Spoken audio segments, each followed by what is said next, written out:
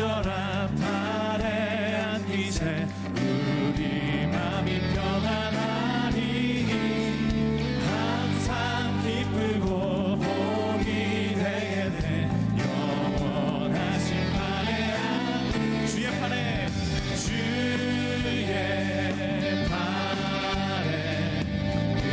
크신 판에 안기세 주의 판에 영원 계속해서 2절 찬양합시다.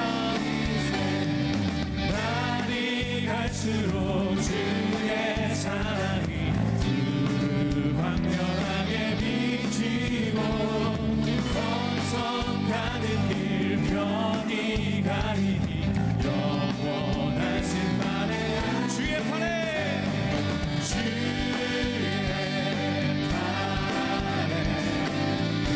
크신 판에 안기세 주의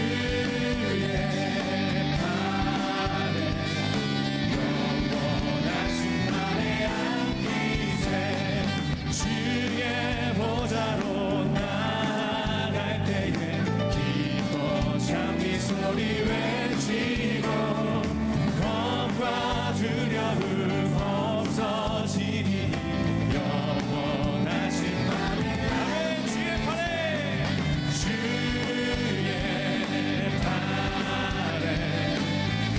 크신 판에 안기세 주의 영원하신 판에 주의 판에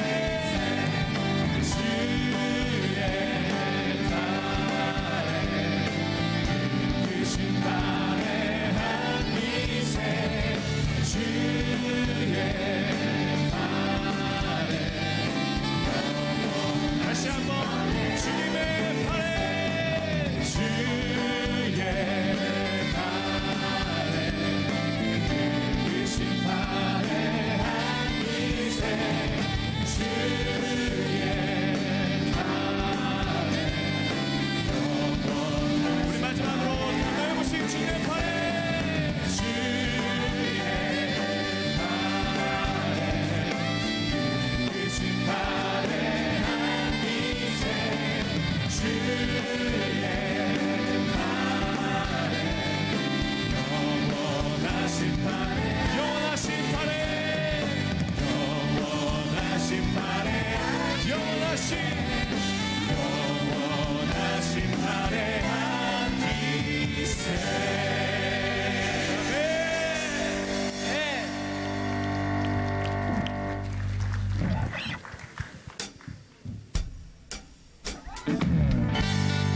계속해서 박수하며 찬양합시다. 우리 계속해서 찬양하실 때에 우리의 넓으신 팔로 안아주신 그 주님의 이름을 우리 믿음으로 찬양합시다. 그 주님의 품에 믿음으로 걸어가는 이 시간 되길 소망합니다. 이 눈에 아무 증거 아니 되어도 믿음만을 가지고서는 걸으며 이 귀에 아무 소리 아니 들려도 하나님의 약속 위에서 걸어가세 믿음 위에 서서 나가세 의심 버리고 걸어가세 믿음 위에 서서 누가 귀에 아무 증거 없어도 이 눈에 보기에는 어떠하든지 이미 얻은 증거대로는 믿으며 이 밤에 의심 없이 살아갈 때에 우리 믿음으로 선포하며 걸어가세 믿음 위에 서서 나가세 의심 버리고 걸어가세 믿음 위에 서서 눈과 귀에 아무 증거 없어도 거룩함을 두고 맹세한 주 하나님 아버지는 참 이쁘다. 그 귀한 모든 약속 믿는 자에게 능지 못할 무슨 일이 걸어가세 믿음 위에 서서 나가세 의심 믿으십니까? 걸어가세 믿음 위에 서서 눈과 귀에 아무 증거 없어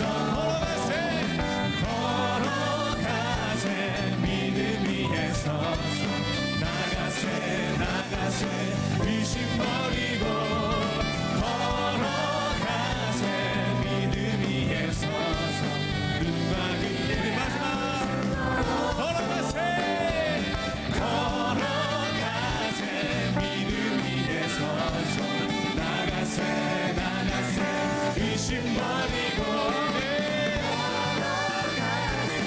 믿음 위에 서서 눈과 귀에 아무 증거 없어도 아멘. 주님께 우리 감사와 영광의 박수 돌립시다. 할렐루야.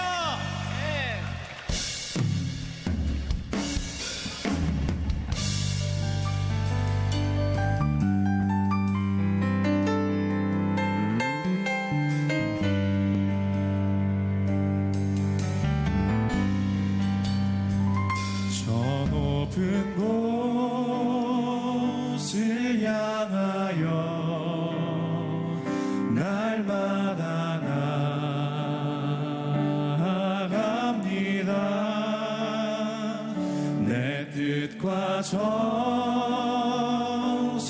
모아서 날마다 기도합니다. 내 주여 내 맘 붙드사 그곳에 있게 하소서. 그곳은 빛과 사랑이 언제나 넘치옵니다.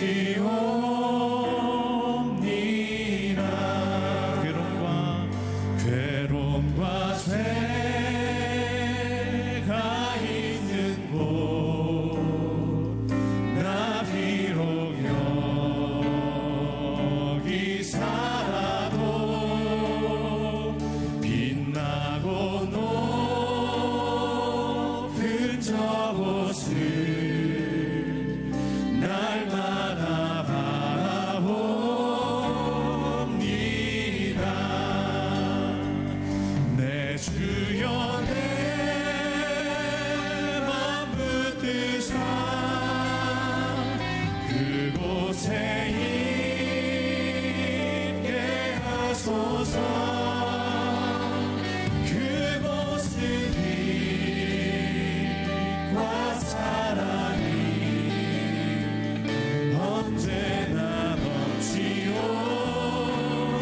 계속해서 3절 고백합시다. 의심의 안개 거치고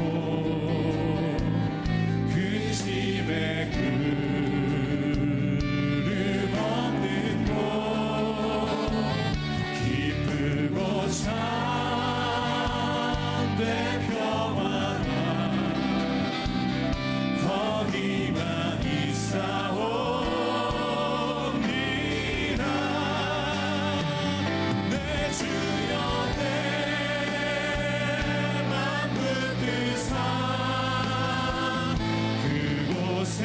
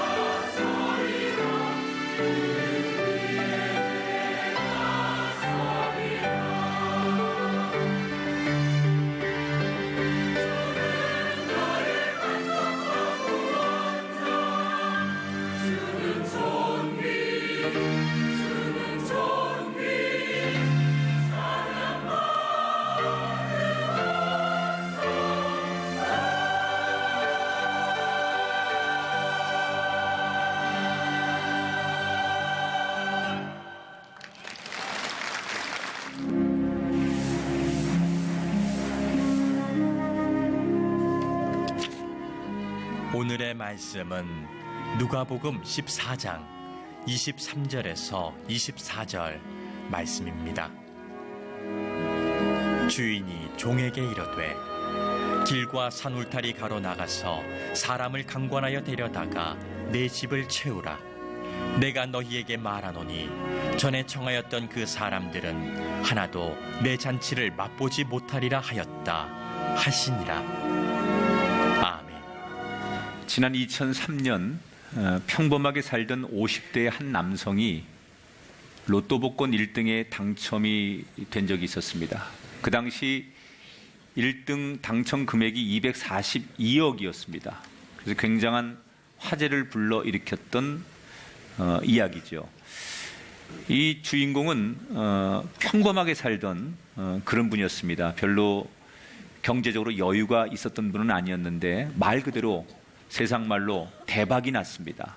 사람들이 부러워하고 당신이 이제 고생 끝났다. 남은 여생 정말 편안하게 살 수 있겠다. 부럽다. 이런 이야기들을 많이 해줬습니다. 그런데 졸지에 벼락부자가 된 이분이 그 많은 돈을 어찌할 바를 몰라 하다가 지인들의 사업과 주식 투자 그리고 아파트를 구입하고 또 가족, 친지, 친구들에게 돈을 그냥 빌려주고 하다가 여러 가지 일들을 겹치면서 마침내 5년이 지난 다음에 그가 가진 돈을 다 쓰고 빈털터리가 되었습니다. 이미 돈 맛을 경험했던 이분은 돈 없이 살 수 없다는 것을 알게 되고 인터넷을 돌아다니면서 자신을 펀드 전문가라고 홍보를 하며 사기를 치기 시작합니다.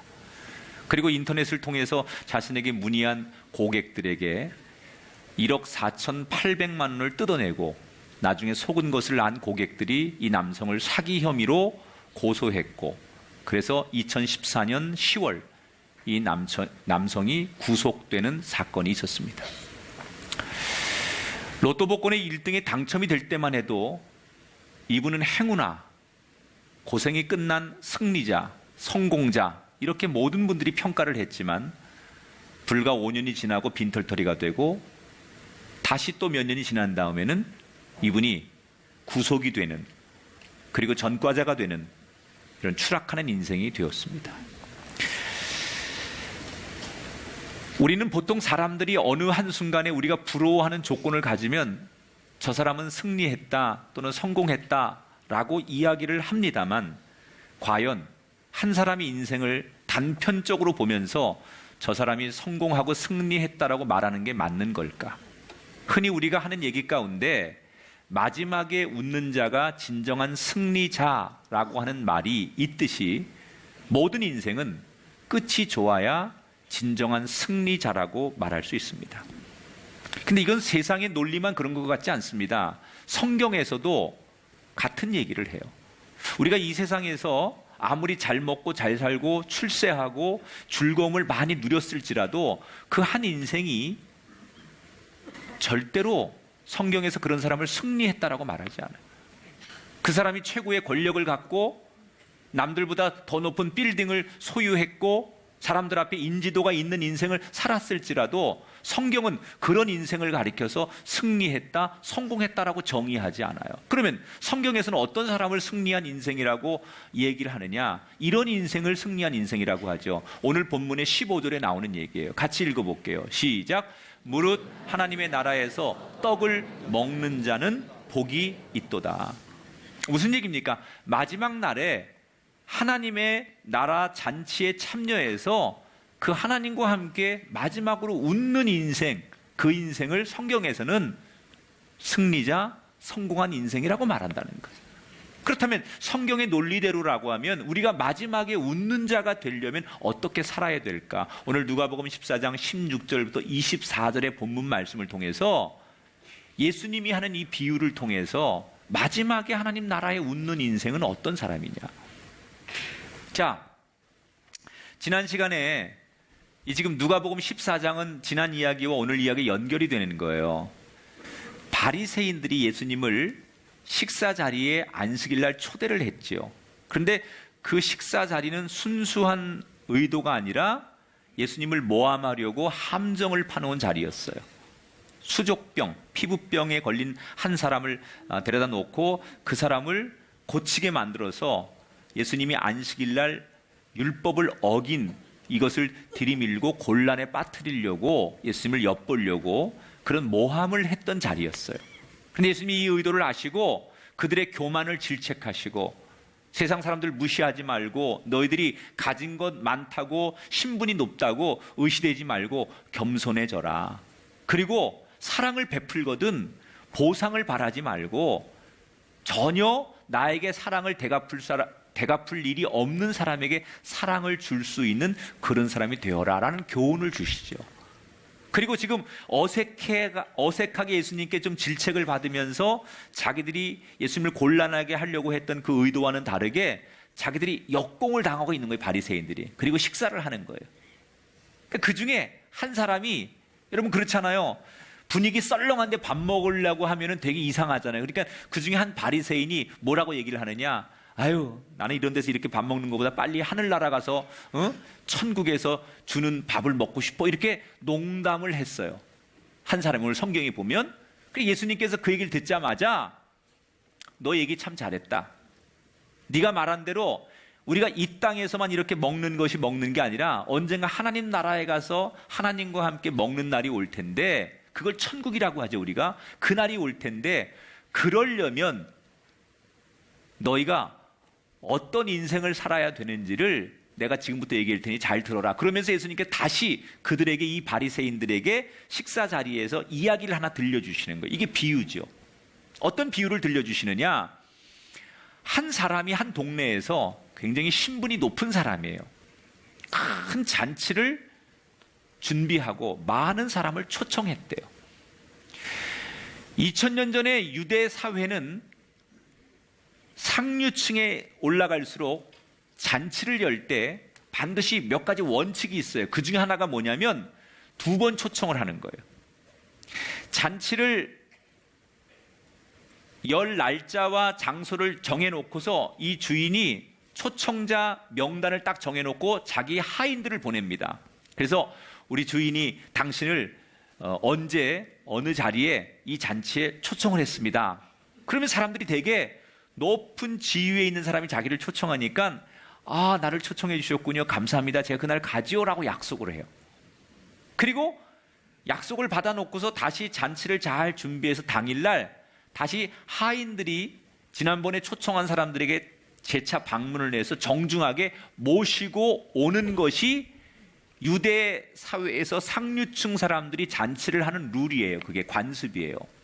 근데 오늘 이야기는 예수님이 이제 비유를 통해서 한 사람이 잔치를 하는데 2번째 초청을 하는 거죠. 잔치를 다 잘 준비해 놓고 당일날 다시 종들을 보내서 자기가 초대한 사람을 그날 모시고 오는 자리인데, 모시러 갔더니 그 초청 대상자들이 한결같이 이런저런 이유를 대면서 오늘 올 수가 없다, 불참 통보를 하더라는 거예요.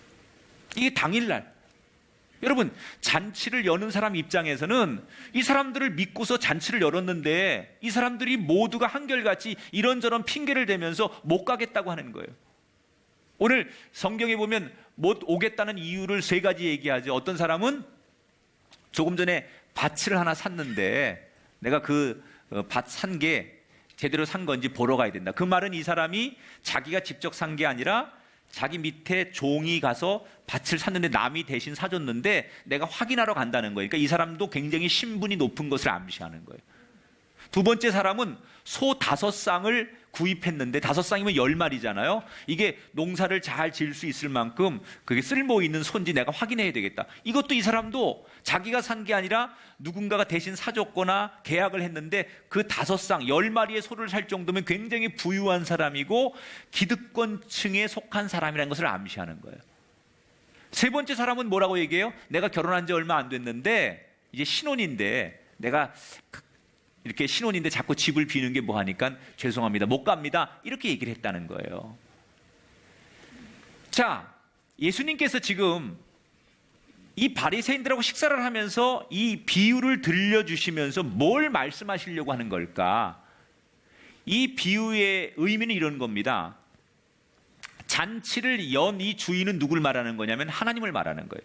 그리고 잔치를 여는 장소는 천국을 말하는 거고요.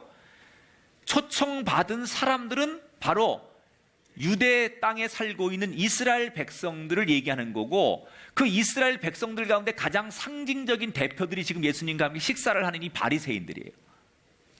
그리고 주인이 보내서 사람들을 초청하게 하는 심부름을 하는 그 종이 누구예요? 예수님, 선지자, 세례 요한 또는 저같이 목사들이죠. 무슨 얘기를 이해가 되면 끄덕여야 내가 다음 단계로 진행을 할 거 아니에요. 끄덕여 봐요. 너도 해. 이 비유는 이런 것을 담아서 이제 이렇게 얘기를 하시는 거예요. 자, 비유를 설명하면 그런 거죠. 하나님이 유대인들을, 이스라엘 백성들을 하나님 나라의 잔치에 초청했어요. 그래서 이 유대인들도 처음에는 하나님 나라에 우리가 초청받았으니까 참여하기로 약속을 합니다. 예, 하나님 우리 불러주셨으니까 갈게요. 그런데 막상 때가 되니까 약속을 거부하는 거예요. 뭐라고요? 지금은 돈을 벌어 놓아야 될 때니까 제가 못 가겠습니다. 지금은 내가 미래를 준비해야 되니까 못 가겠습니다. 지금은 내가 너무 바쁩니다. 애들도 키워야 되고 가정도 지켜야 되니까 내가 못 가겠습니다. 그러면서 원래 하나님 앞에 가기로 했던 유대인들이 이런저런 핑계를 대면서 약속을 안 지키는 거예요. 여러분, 구약에 보면 하나님께서 이스라엘 민족을 선택하잖아요. 여러 강대국들이 있었고 많은 나라들이 있었지만 하나님께서 이스라엘 민족을 선택하셔서 이스라엘 민족 가운데 구원을 이 땅에 이루시잖아요. 그래서 이스라엘 민족은 선택된 민족이에요. 그런데 하나님이 이스라엘 백성들을 초대했는데 우리는 하나님의 백성입니다라고 약속을 한 이 이스라엘 백성들이 시간이 지나면서 이런저런 이유를 대면서 하나님과 했던 약속을 이스라엘 백성들이 깨는 거예요. 그리고 지금 이 바리새인들도 역시 우리는 막연하게 하나님의 백성이고 이스라엘 백성이고 우리 조상들이 다 훌륭했던 아브라함, 모세, 다윗, 이게 우리 조상들이니까 하나님의 사랑은 우리한테만 머물지 다른 사람한테 갈 수 없어. 우리는 하나님 나라에 당연히 들어갈 수 있어. 이렇게 막연하게 생각하면서 자신들의 지금의 위치를 잘 모르는 거예요. 교만하고 예수님을 무시하고 예수님의 사랑을 제대로 전하지 않고 이렇게 살고 있는 이 바리새인들을 향해서 지금 주시는 메시지. 자, 여기서 우리가 이런 반론을 제시할 수 있을 거예요, 여러분요. 열심히 돈 벌겠다는데, 열심히 내가 가정을 지켜보겠다는데, 이렇게 열심히 살다가 내가 너무 바빠서 잔치에 참여 못하는 게 무슨 잘못이냐.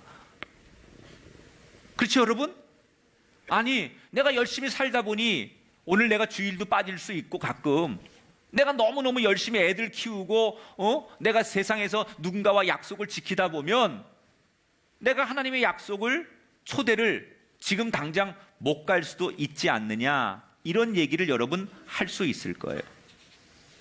그러나 이게 하나님 나라의 잔치라면 이야기가 달라집니다. 사람이 이 세상에서 우리가 돈 버는 것도 중요하고 자식 낳는 것도 중요하고 우리가 목표한 것을 이루어서 어떤 자리에 올라가는 것도 중요합니다. 그런데 그렇게 잘 살았던 인생이 마지막에 가서, 맨 마지막에 가서, 세상에선 잘 살았다고 남들이 얘기하는데 맨 마지막에 가서 그 사람이 구원을 받지 못하고 하나님 나라에 들어가지 못한다면 이건 상황이 달라지는 거예요. 지금 바리새인들이 이 세상에서는 열심히 삽니다. 최선을 다합니다. 그런데 하나님 나라의 초청을 받은 것을 이 세상 열심히 사는 것 때문에 이 초청을 응하지 않고 있는 그 안타까운 바리새인들을 예수님께서 지적하시면서 세상에서 열심히 사는 것도 중요하지만 그 마지막에 웃는 자가 되기 위해서는 하나님과의 약속을 지키는 사람이 되고자 노력해야 된다는 거예요. 여러분, 우리는 어떻습니까? 우리는 하나님 앞에 세례를 받을 때 주님 잘 섬기겠다고 약속했어요.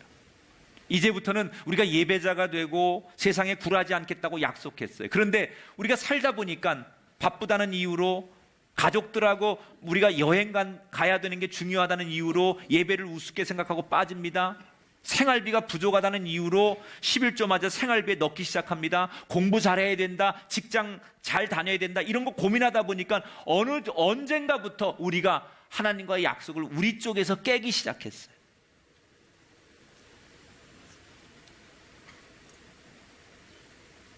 여러분, 이게 지금 2000년 전에 바리새인들에게 하신 얘기가 아니라 오늘의 이야기로 오면 딱 우리들의 얘기예요. 예수님께서 마가복음의 8장 36절에 그럴싸한 이유를 대면서 우리가 열심히 사느라고 우리가 세상에서 너무 바빠서 일부러 그런 게 아니라 상황이 그래서 하나님의 초대에 우리가 응하지 못하는 겁니다. 마음은 있는데 우리 형편이 안 돼서 그러는 겁니다. 라고 항변하는 우리들에게 예수님께서 주신 결론과 같은 말씀이 뭐냐? 그러니 그게 아니에요. 마가복음 8장 36절을 같이 읽어봐요. 시작. 사람이 만일 온 천하를 얻고도 자기 목숨을 잃으면 무엇이 유익하리요? 우리가 이 땅에서 아무리 열심히 살고 많은 것을 누렸을지라도 하나님과 단절되고 구원받지 못하면 아무 소용이 없다는 거예요. 여러분, 이 이해가 뭐예요? 노아의 방주 사건이에요.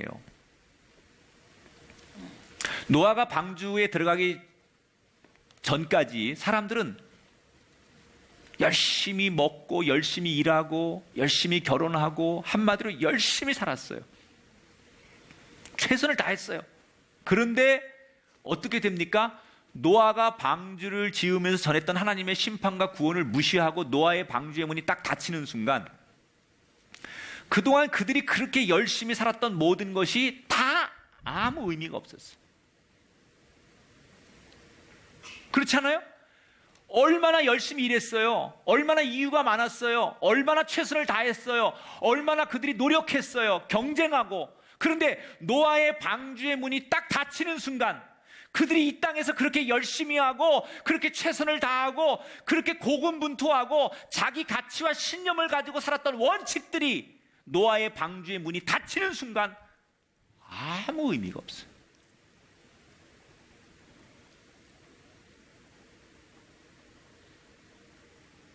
여러분은 지금 무슨 가치로 여러분의 인생을 끌고 가고 계십니까? 여러분이 가지고 있는 이 세상의 가치, 내 목표, 내 집념, 내 야망, 이게 여러분을 이끌고 가는 지금 인생의 가치라고 생각되십니까? 이게 정말 여러분이 선택하는 최고의 가치라고 생각하십니까? 아니면 오늘 예수님이 안타깝게 말씀하신 대로 마지막에 웃는 자가 되기 위해서 이 세상의 경쟁과 이 세상의 가치가 아니라 하나님께서 우리에게 주신 그 메시지를 붙들고 그 약속을 지키려고 몸부림치는 그 가치로 살려고 하는 사람이냐? 오늘 성경은 우리에게 두 부류를 보여주고 있는 거예요.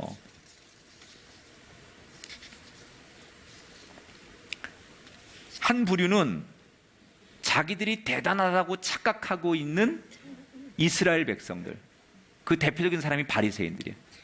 자기들이 굉장한 줄 아는 거예요. 저 사람들에 비하면 우리는 율법을 완벽하게 지키고 저 사람들보다도 하나님 앞에 이런 행동을 많이 했고 우리는 이래서 하나님 앞에 인정받을 수밖에 없는 우월한 사람들이라고 생각하고 착각하는 사람들이 지금 예수님이 책망하고 있는 바리새인들이에요. 그런데 두 번째는 도저히 하나님 앞에 갈 수 없는 사람이라고 생각하는 사람들이 있어요. 그런데 하나님이 나 같은 사람을 불러주셨으니 너무나 송구하고 너무나 감사하고 너무나 감격해서 그 하나님 앞에 가는 자체가 너무 기쁘고 너무 의미 있고 너무 행복해서 가서도 여전히 기뻐하고 감사할 수밖에 없는 인생이 있어요. 여러분, 어느 쪽이십니까? 저는 여러분 모두가 우리가 열심히 사는 것이 중요한 것으로 우리 인생의 목적을 두는 것이 아니라 열심히 살아야 되지만 그 열심히 사는 방법이 하나님의 약속을 붙들어야 되기 때문에, 그래서 마지막에 반드시 웃는 자가 돼야 되기 때문에 열심히 사는 것을 넘어 하나님이 주신 그 말씀의 가치를 붙들고 그 마지막에 웃음을 향하여 걸어갈 수 있는 그 사람이 되기를 주 이름으로 축원합니다. 막연하게 자기들은 천국 가는데 아무 이상이 없다고 생각하는 이 어리석은 바리새인들을 향해 예수님께서 잔치에 초대해도 이런저런 핑계로 오지 않으려고 하는 이 바리새인과 이스라엘 백성들을 향해 너희들의 모습이 이렇다는 거예요. 그러면서 예수님께서 그 다음 비유를 들려주시죠. 자, 이 종들이 다 초대를 해놓은 사람들이 안 온다고 불참 통보를 하니까 주인이 이 보고를 받으면서 당연히 분노하죠. 왜냐하면 주인은 그 상대를 믿고 잔치를 연 거예요. 상대를 신뢰하고 상대들이 올 거라고 믿고 이미 그렇게 초대를 했기 때문에, 온다고 했기 때문에 모든 걸 준비했는데 이 사람들이 안 온다는 얘기는 뭐예요? 단순히 안 오는 게 아니에요. 이거는 불참의 의미를 넘어서 무슨 메시지가 있는 거냐? 상대가 안 온다는 얘기는 이 주인이 별로 가치 없다는 거예요. 어울리고 싶지 않다는 거예요. 당신보다 더 소중한 게 있다는 거예요. 그러니까 인격적으로 모독을 당하는 거죠. 주인의 입장에선 화가 나는 거예요, 주인이. 그러니까 이 주인이, 자, 이렇게 되면 보통 그날 잔치를 캔슬해야 돼요. 막대하게 준비를 했어도 이렇게 아무도 안 오겠다고 하면 당연히 이 잔치는 취소되는 게 맞아요. 그런데 이 주인이 잔치를 취소하지 않아요. 어떻게 해요? 종들에게 이렇게 명령하죠. 21절에 보니까 빨리 시내 거리와 골목으로 나가서 가난한 자들과 몸 불편한 자들과 맹인들과 저는 자들을 데려와라 그랬어요. 거리로 나가서 가난한 자들, 구걸하는 자들, 장애를 가지고 살아가는 사람들, 이런 사람들을 다 데리고 와라. 그러니까 그 종들이, 하인들이 주인의 명령을 듣고서 예, 알았습니다. 그리고 다급하게 시내로 나갔어요. 그리고 길에서 정말 남들에게 동냥하는, 구걸하는 분들, 장애를 가진 분들, 또 힘들게 살아가는 사람들을 가서 이야기하는 거예요. 붙들고, 야, 우리 주인께서 잔치를 열었는데 너도 초대했어. 너도 오래. 그리고 설득하기 시작해요. 그러니까 이 사람들이 뭐라고 반응을 보이느냐? 무슨 얘기야? 내가 그 유명한 자리에, 그런 자리에 내가 어울려? 아니, 내 몰골이 지금 거기 갈 수 있는 그런 몰골이야? 에이, 말도 안 돼. 그러면서 거절을 하는 거예요. 우리 꼴이 이런데 그 잔치의 격에 맞는 우리가 아닌데 그 잔치에 우리가 어떻게 가? 그러면서 사람들이 그 초대를 못 믿는 거예요. 그러니까 종이 몇 번이고, 아니야, 진짜야, 너 와도 된다고 그랬어, 너를 꼭 초대하라고 그랬어, 너 그런 거 상관 안 한대, 네 모습이 어떻든 간에, 네가 네 위치가 어떻든 간에 우리 주인은 상관하지 않아, 가면 돼. 그리고 몇 번이고 진심으로 얘기하니까 이 사람들이 긴가민가 하면서 고개를 갸우뚱거리면서 종을 따라서 잔치에 참여를 했어요. 근데 가보니까 정말로 자기 같은 사람도 이 어마어마한 잔치에 당당한 손님으로 참여할 수 있도록 주인이 배려를 해주는 거예요. 자, 사실은 이 이야기 속에 저와 여러분이라면 이게 불가능합니다. 무슨 얘기냐면, 이 잔치를 준비한 사람이 지금 나름대로 마을에서 인정받는 지도자예요. 굉장히 자기 지위와 그 역량이 있는 위치에 있는 사람이에요. 그러면 우리가 보통 그런 사람이 잔치를 열면 대개는 초청 대상자가 어떤 사람들이냐? 자기의 수준에 걸맞는 사람들을 초대하는 게 보통이에요. 그렇잖아요. 이미 초대할 때 아무나 하지 않거든요. 명단을 정할 때 이미 내가 초대하고 싶은 사람들, 그것은 내 눈높이에 걸맞는 사람들을 초청했다는 얘기예요. 근데 그 사람들이 안 왔어요. 그러면 대개 사람들은 그 빈자리를 어떻게 할 것인가 고민을 하다가 그냥 놔두는 거예요. 여러분, 보통 우리가 VVIP 마케팅은 어떻게 하는 거냐면, 설사 빈자리를 두더라도 아무나 그 자리에 앉지 못하게 하는 게 VVIP 마케팅이에요. 비행기를 타는데 1등석은 뭐 저기 그 이코노믹이 너무 넘치니까 아유 그냥 여기가 앉으세요. 그리고 주면 그건 1등석의 가치가 없는 거예요. 아무리 저 이코노믹 그 좌석이 넘치고 자리가 없어 아우성을 쳐도요 1등석은 절대로 안 내주는 거예요. 빈자리로 가도 그건 빈자리로 가야만 1등석의 효과가 나오는 거예요. 지금 이 사람이 격에 맞는 잔치를 하려면 자기가 초대한 사람들이 안 왔죠. 그러면 그냥 빈자리로 놔둬야 돼요. 이렇게 가난하고 구걸하고 장애인들, 형편없는 사람들, 이런 사람들을 저 초대해서 잔치 자리를 갖다 메우면 그건 뭘 말하는 거냐? 내 수준이 이 초대된 사람의 수준으로 내려가는 거예요. 그렇기 때문에 보통 이런 잔치에서 자기가 초대한 사람들이 안 오면 그냥 빈자리로 두거나 이 잔치를 캔슬하는 게 상식이라는 거예요. 그런데 이 주인은 우리의 상식과 우리가 생각하는 것과 다르게 자기 수준이 낮아져도 상관없다는 거예요. 내가 형편없는 사람처럼 비춰져도 상관없다는 거예요. 그 자리를, 그 잔치 자리를 채우기 위해서 남들이 뭐라고 말하든 많은 사람들을 그 자리에 초청해서 그 자리를 채웠다는 거예요. 자, 이건 뭘 말하는 거냐? 사람들의 가치관과 사람들의 기준과 하나님의 가치관, 하나님의 마음이 다르다는 걸 얘기하는 거예요. 여러분, 사람들은 돈을 봅니다. 제일 먼저 재력을 보지요, 외모를 보지요, 그 사람의 학력을 보죠, 그 사람의 지위를 봅니다, 그 사람이 입고 있는 옷을 봅니다, 그 사람이 여러분 어떤 외형적인 가치를 봅니다, 그 사람의 실력을 봅니다. 그래서 그 격에 맞는 사람을 선택합니다. 내가 대학 나왔으니까 적어도 대학 나온 사람, 내가 이 정도의 퀄리티가 있으니까 그 정도의 퀄리티 있는 사람을 친구로 사귀고 그런 사람을 파트너로 선정하고 그런 사람과 모임을 가지려고 합니다. 그래야 내 수준이 그 사람과 어울려서 같은 위치에 선다고 생각하기 때문에 내 가치를 올리려면 우리는 그런 조건의 사람을 찾아요. 그게 사람의 모임의 원칙이에요. 그런데 하나님의 나라는, 하나님의 마음은 우리 인간이 따지는 그런 격, 이런 게 중요하지 않다는 거예요. 그냥 하나님의 마음은 그냥 이 잔치에 많은 사람들이 오는 것, 그게 하나님의 마음이에요.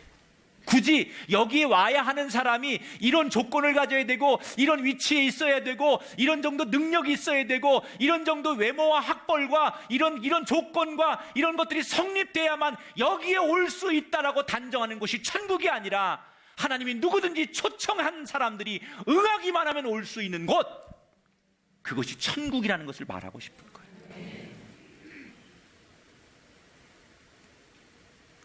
우리가 보는 관점과 하나님의 관점은 달라요.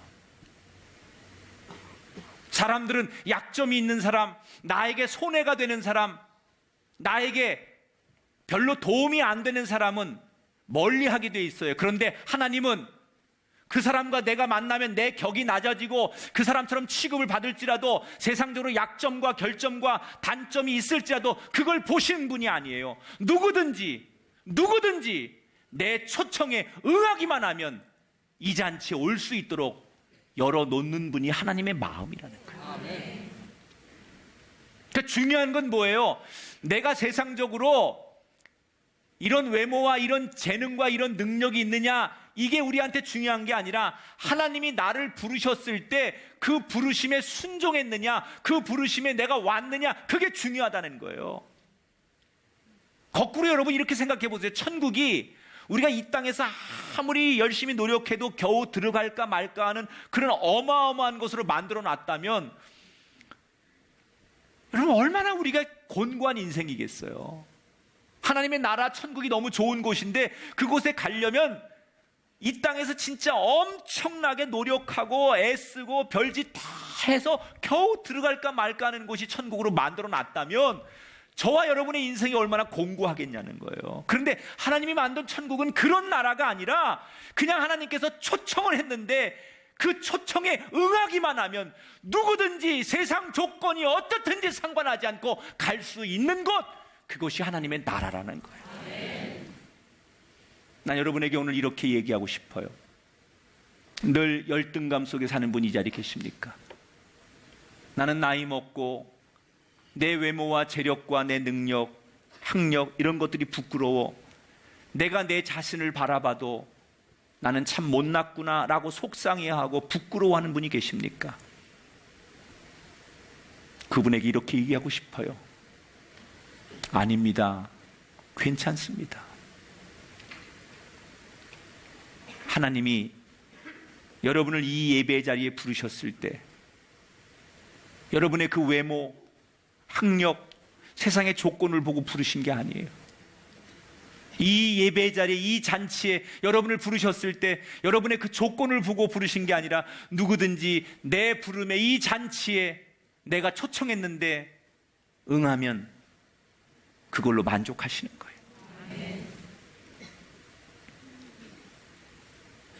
나는 사람들 앞에 나서기 부끄러운 조건을 가졌기 때문에 별로 도움이 되지 않고 사람들 앞에 서면 비교되고 상실감과 자존감이 땅에 떨어질 수밖에 없는 그런 여건과 환경에 있는 분이 계시다면 오늘 이렇게 속으로 외치세요.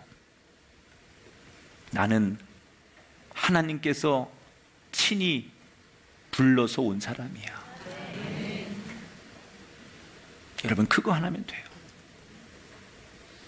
우리가 하나님 앞에 오는데 사람들이 정한 그 룰, 사람들이 정한 그 가치, 사람들이 정한 그 패턴으로 오는 게 아니라 하나님이 나를 부르셨기 때문에 나는 그 초청에 응해서 왔기 때문에 그거면 되는 거예요.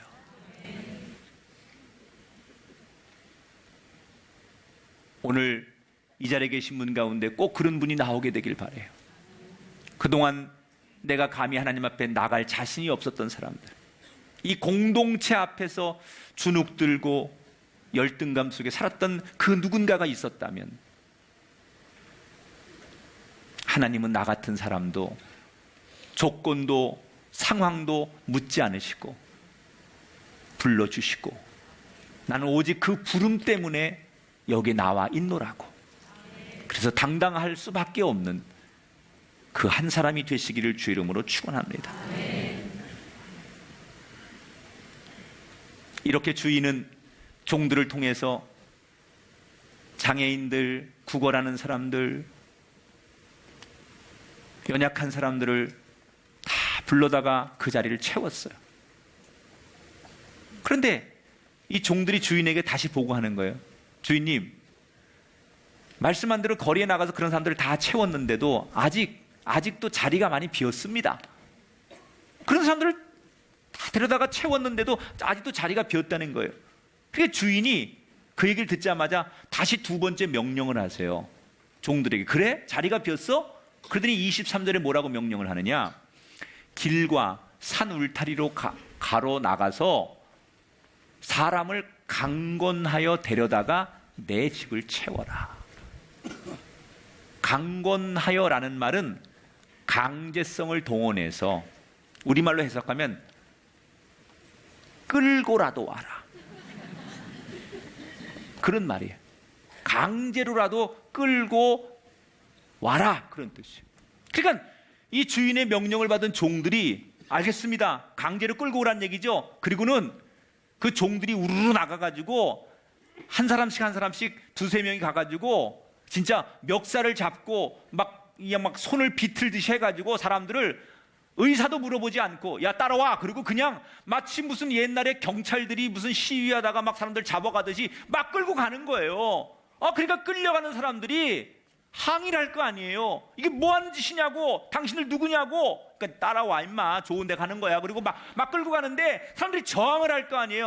야, 안 놔? 이게 뭐 이런 게 다 있어. 이것들이 가만 안 둘 거야. 그리고 막 사람들이 저항을 하는데도 이 종들이 주인의 명령을 들고 그냥 강제로 막 끌고 가는 거예요. 그래 가보니까 엄청난 잔치에 자기를 데려다 놓는 거예요. 그래서 사람들이 억지로 끌려와가지고 그런 사람들이 다 모아져가지고 결국 잔치 자리가 꽉 차게 되고 그 잔치가 성대하게 잘 치루어졌다라는 라는 것으로 예수님이 식탁에서 지금 비유를 끝내셨어요. 자, 그런데 지금부터는 이제 성경에 안 나오는 제 상상력을 동원해서 성경을 풀어볼게요. 그럼 마지막에 끌려온 사람들은 강제로 지금 여기까지 왔는데 이 사람들이 순순히 끝까지 기분 좋게 이 자리에 앉아 있었을까? 제 생각에는 아니에요. 아마도 거기에 강제로 끌려온 많은 사람들은 자리에 앉을 때까지 화를 냈을 거고 거칠게 항의를 했을 거고 아니면 잔치가 시작된 뒤에도 분을 못 이겨가지고 아무리 좋은 자리지만 나도 인격이 있지 자존심이 있지 내 의사도 안 물어보고 니들이 뭔데 나를 끌고 와? 야, 돈 많으면 다고 뭐 지위 높으면 다야 이러면서 씩씩거리고 항의하는 사람들이 있었을 거예요. 계속 엄밀히 말하면 저는 마지막에 끌려온 사람이 결국 두 부류로 나눠졌다고 생각해요. 먼저 첫 번째 어떤 부류냐? 자리에 앉긴 앉았어요. 엄청나게 좋은 걸 알긴 알아요. 그런데도 마음의 분노가 안 풀리고 항의한 그것 때문에 결국 아무리 좋은 거라도 항의를 하다가 중간에 거부하고 그냥 뛰쳐나간 사람이 있었을 거예요. 그런데 어떤 사람은 처음에는 억지로 끌려와가지고 기분 나빠서 인상 쓰고 항의를 하다가 얼떨떨하게 끌려왔는데 가만히 앉아보니까 주인이 나쁜 사람이 아니야. 자기를 이렇게라도 끌고 온 게 고마운 거야. 그리고 자기를 대하는 게 정말 인격적이고 이건 사랑을 기반으로 하는 거라는 걸 알게 되었어요. 그래서 시간이 좀 지나니까 기분이 풀어지고 자기를 대하는 그들의 마음을 받아들이면서 그 잔치에 활짝 웃고 기뻐하면서 마지막까지 즐겁게 참석을 한 사람이 있을 거예요.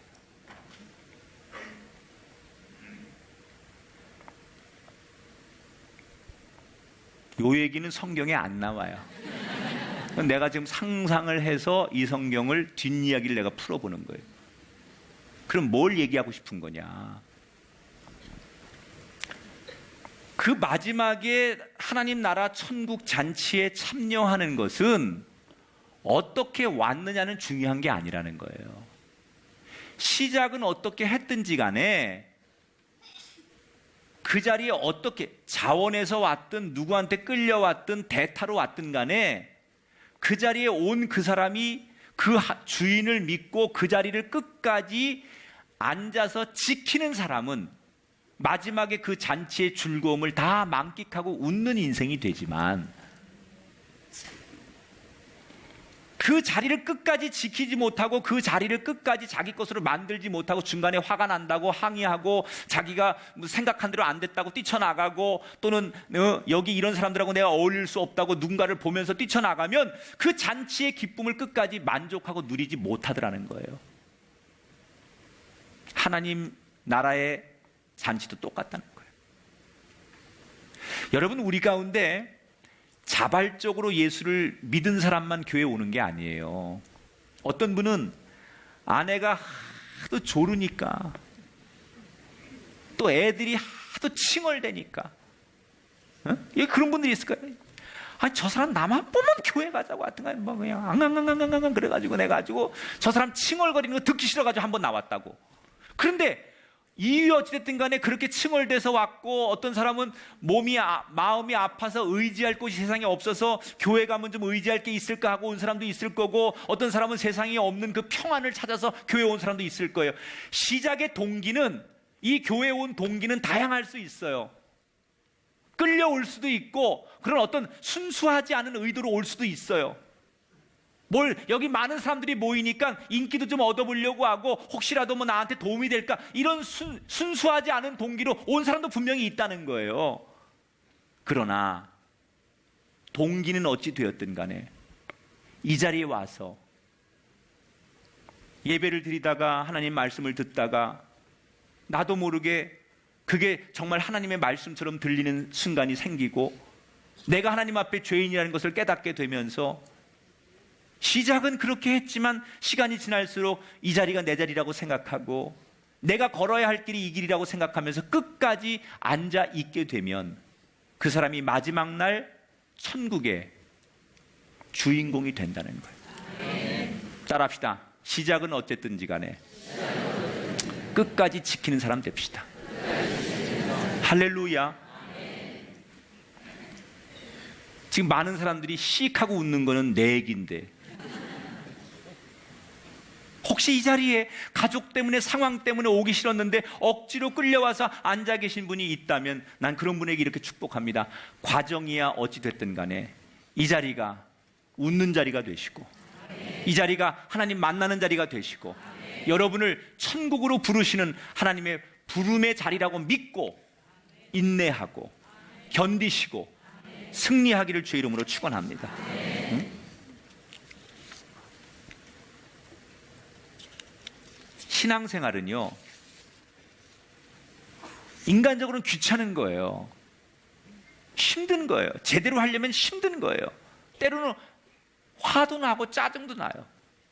이게 나 혼자만 신앙생활하는 게 아니라 공동체라는 것은 여러 사람들이 어울리는 거잖아요. 제일 좋은 게 의중이, 뜨중이, 학중이, 개중이 다양한 사람들이 모이기 때문에 이게 잘 안 돼요.